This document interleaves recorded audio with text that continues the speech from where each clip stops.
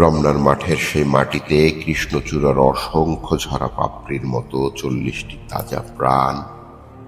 আর অঙ্কুরিত বীজের খোসার মধ্যে আমি দেখতে পাচ্ছি প্রতিটি রক্তকণা রমনার সবুজ ঘাসের ওপর আগুনের মতো জ্বলছে।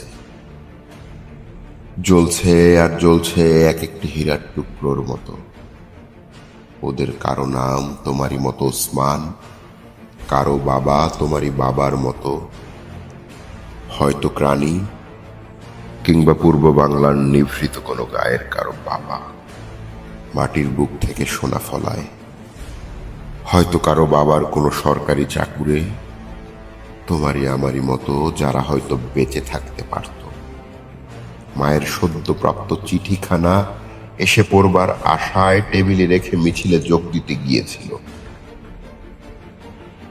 এখানে যারা প্রাণ দিয়েছে, রমনার ঊর্ধ্বমুখী কৃষ্ণচূড়ার তলায়, যেখানে আগুনের ফুলকির মতো এখানে ওখানে জ্বলছে অসংখ্য রক্তের ছাপ, সেখানে আমি কাঁদতে আসিনি।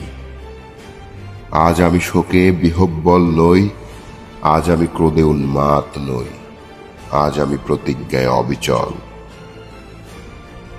যে শিশু আর কোনোদিন পিতার কোলে ঝাঁপিয়ে পড়ার সুযোগ পাবে না, যে গৃহবধূ আর কোনোদিন স্বামীর প্রতীক্ষায় আঁচলে প্রদীপ ঢেকে দুয়ারে দাঁড়িয়ে থাকবে না, যে জননী খোকা এসেছে বলে উদ্দাম আনন্দে সন্তানকে আর বুকে জড়িয়ে ধরতে পারবে না,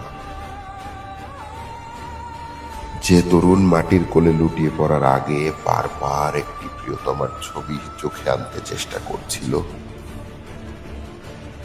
সে অসংখ্য ভাই বোনদের নামে আমার হাজার হাজার বছরের ঐতিহ্যে লালিত যে ভাষায় আমি মাকে সম্বোধনে অভ্যস্ত, সেই ভাষা ও স্বদেশের নামে এই বিশ্ববিদ্যালয়ের উন্মুক্ত প্রাঙ্গণে আমি তাদের ফাঁসির দাবি নিয়ে এসেছি,